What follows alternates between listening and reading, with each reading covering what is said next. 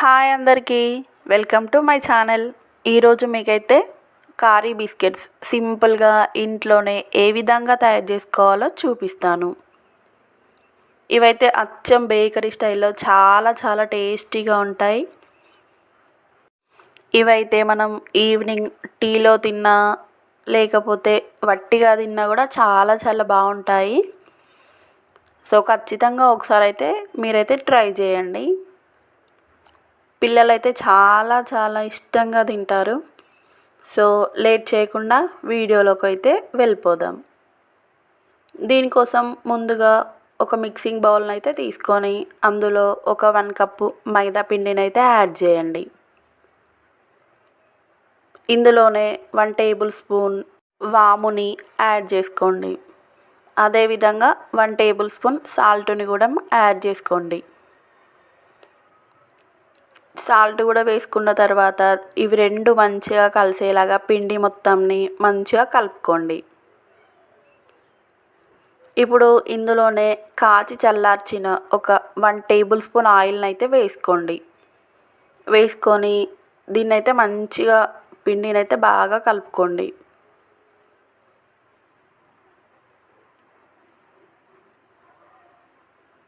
మనకైతే పిండి ఎంత బాగా కలుపుకుంటే కారీలు కూడా అంత బాగా వస్తాయి. సో ఈ విధంగా ప్రెస్ చేస్తే అయితే ముద్దలాగా ఫామ్ అయితే సరిపోతుంది. ఇప్పుడు ఇందులో కొద్ది కొద్దిగా వాటర్ని అయితే యాడ్ చేసుకుంటూ చపాతీ పిండిలాగా అయితే కలుపుకోవాలి. ఒకేసారి వాటర్ని అయితే యాడ్ చేయకుండా మెల్లమెల్లగా కొంచెం కొంచెం వాటర్ని అయితే యాడ్ చేసుకొని మంచిగా చపాతీ పిండిలాగా సాఫ్ట్గా అయితే కలుపుకోండి. వాటర్ అయితే అంత ఏం ఎక్కువ పట్టవు. నాకైతే ఒక 2-3 టేబుల్ స్పూన్ వాటర్ అయితే పట్టినాయి. సో పిండిని మనం ఎంత మంచిగా కలుపుకుంటే మనకైతే కారీలు కూడా అంత పొంగుకుంటూ వస్తాయి అన్నమాట. సో ఒక 2-3 మినిట్స్ అయితే చాలా బాగా మంచిగా కలుపుకోండి.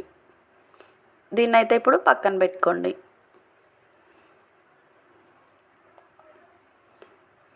ఇప్పుడు ఒక చిన్న బౌల్ తీసుకొని అందులో 2 టేబుల్ స్పూన్ కార్న్ఫ్లోర్ని అయితే వేసుకోండి.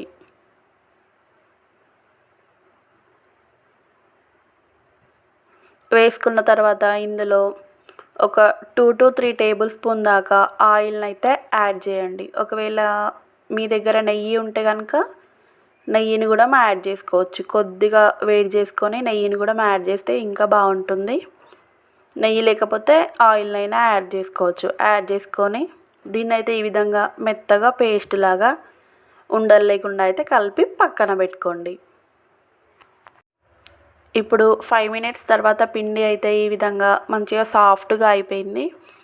దీన్ని అయితే కొంచెం రోల్ చేసుకొని అన్నీ సమానంగా వచ్చేలాగా కట్ చేసుకోండి. ఈ విధంగా చపాతీ ముద్దలాగా అయితే చేసుకొని కొద్దిగా పొడిపిండి చల్లుకుంటూ చపాతీలాగా అయితే చేసుకోవాలి. వీలైనంత పల్చగా అయితే చేసుకోండి. అప్పుడైతేనే మనకు కారీలు అనేటువంటివి చాలా బాగా వస్తాయి. సో అన్నిటిని కూడా ఈ విధంగానే చపాతీలాగా చేసి పక్కన పెట్టుకోండి. ఇప్పుడు ఒక చపాతీని అయితే తీసుకొని దానిపైన మనము కార్న్ఫ్లోర్ పేస్ట్ని అయితే తయారు చేసుకున్నాం కదా. సో దాన్ని అయితే మొత్తం అయితే అప్లై చేసుకోవాలి. అప్లై చేసుకున్న తర్వాత దీనిపైన కొద్దిగా పొడిపిండి అదే కార్న్ఫ్లోర్ పొడిపిండిని అయితే యాడ్ చేసుకోండి. యాడ్ చేసుకొని అదేవిధంగా దానిపైన ఇంకొక చపాతీని అయితే వేసుకొని కొద్దిగా అయితే ప్రెస్ చేసుకోండి. సేమ్ అదే ప్రాసెస్లో అన్నీ కూడా ఇలాగే చేసుకోండి. పైన ఆ పేస్ట్ వేసుకుంటూ కొద్దిగా పొడి పిండిని అయితే చల్లుకుంటూ చపాతీలను వేసుకుంటూ లైట్గా అయితే ప్రెస్ చేసుకోండి.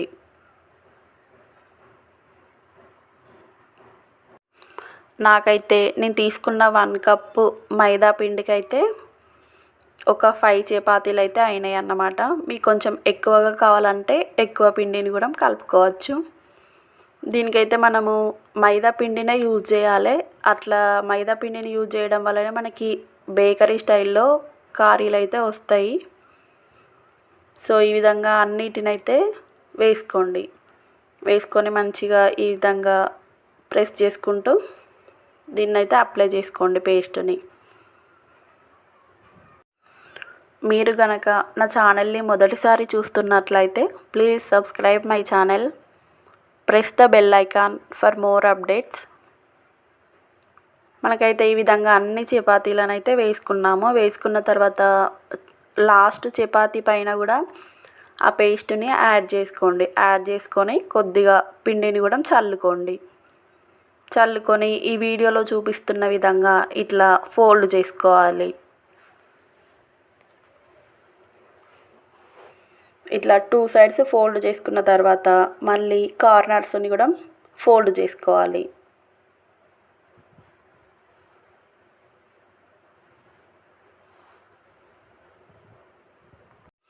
ఈ విధంగా 4 సైడ్స్ కూడా మంచిగా ఫోల్డ్ చేసుకొని కొద్దిగా ప్రెస్ చేసుకోండి. మొత్తం ఇట్లా సమానం అనుకొని ప్రెస్ చేసుకోండి. ఈ విధంగా మంచిగా ఫోల్డ్ చేసుకొని ప్రెస్ చేసుకుంటే సరిపోతుంది. దీన్నైతే ఒక 5 మినిట్స్ అయితే ఫ్రిడ్జ్లో పెట్టుకోవాలి. 5 మినిట్స్ ఫ్రిడ్జ్లో పెట్టుకుంటే సరిపోతుంది. మనకైతే 5 మినిట్స్ తర్వాత ఈ విధంగా అయిపోయింది పిండి. ఇప్పుడు ఈ పిండిని అయితే మంచిగా ఈ విధంగా ప్రెస్ చేసుకొని కొద్దిగా పొడి పిండిని అయితే చల్లుకొని చపాతీ కోలా ఉంటుంది కదా, దాంతోనైతే మంచిగా చపాతీలాగా కొద్దిగా మందంగా అయితే చపాతీ చేసుకోవాలన్నమాట. మనకైతే ఈ విధంగా మందంగా ఉంటే సరిపోతుంది. ఈ విధంగా చపాతీలాగా చేసుకున్న తర్వాత దీన్నైతే ముందే ఈ విధంగా ఘాట్లు అయితే పెట్టుకున్నాను నేను, అన్నీ సమానం వచ్చేలాగా. సో ఈ విధంగా అయితే కట్ చేసుకోవాలి. అన్నీ సమానంగా వచ్చేలాగా అయితే కట్ చేసుకోండి.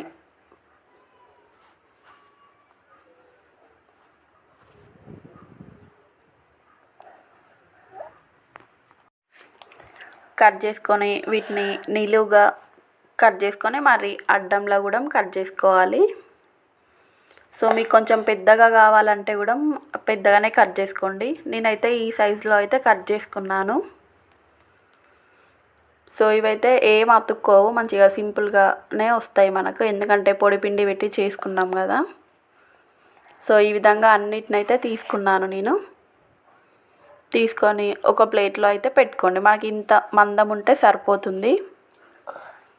మీకు ఒకవేళ ఇంకొంచెం ఎక్కువ కావాలంటే ఇంకా చపాతీలను కూడా ఎక్కువగా చేసుకొని సేమ్ అదే ప్రాసెస్లో చేసుకోండి.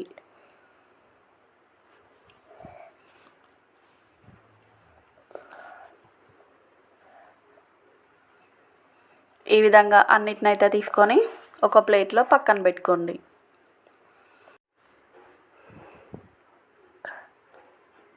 ఇవి మనకైతే ఇంత మందంలో మంచిగా పొరల్లాగా వచ్చాయన్నమాట.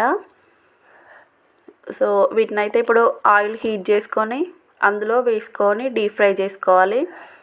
స్టవ్ అయితే మీడియం ఫ్లేమ్లో పెట్టుకోండి.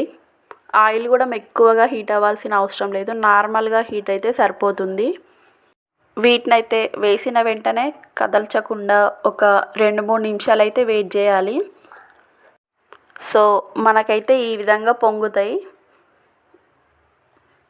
ఇప్పుడు వీటినైతే ఇంకొక సైడ్ అయితే టర్న్ చేసుకోండి. ఆయిల్ అనేది మీడియం ఫ్లేమ్లో ఉంటేనే మనకి ఈ విధంగా మంచిగా పొంగుతాయి అన్నమాట. సో ఒకవైపు కాలిన తర్వాత ఇంకో సైడ్ అయితే టర్న్ చేసుకోండి. టర్న్ చేసుకొని 2 వైపులా కూడా లైట్ బ్రౌన్ కలర్ వచ్చే వరకు అయితే డీప్ ఫ్రై చేసుకుంటే సరిపోతుంది. వీటినైతే సైడ్కు తిప్పుకునేటప్పుడు అయితే కొంచెం నిదానంగా అయితే వేసుకోండి. మనకైతే ఈ విధంగా లైట్ బ్రౌన్ కలర్లోకి వస్తే సరిపోతుంది. ఇప్పుడు వీటినైతే తీసి పక్కన పెట్టుకోండి. ఇప్పుడు నేను మిగిలిన వాటిని కూడా ఈ విధంగానే వేసుకున్నాను. కొంచెం ఫ్రై అయిపోయిన తర్వాత వేరే సైడ్ టర్న్ చేసుకొని తీసుకుంటే సరిపోతుంది. ఇంతేనండి. ఇవైతే చాలా చాలా సింపుల్ ప్రాసెస్. బయట కొనే పని లేకుండా ఇంట్లోనే చాలా ఈజీగా చేసుకోవచ్చు. పిల్లలైతే చాలా చాలా ఇష్టంగా తింటారు. వీటిని టీలో పెట్టుకొని తిన్నా లేక వట్టిగా తిన్నా కూడా చాలా బాగుంటాయి. ఇందులో మనము వాము యాడ్ చేసాం కదా, సో టేస్ట్ అయితే చాలా చాలా బాగుంది. ఖచ్చితంగా ఒకసారి ట్రై చేయండి.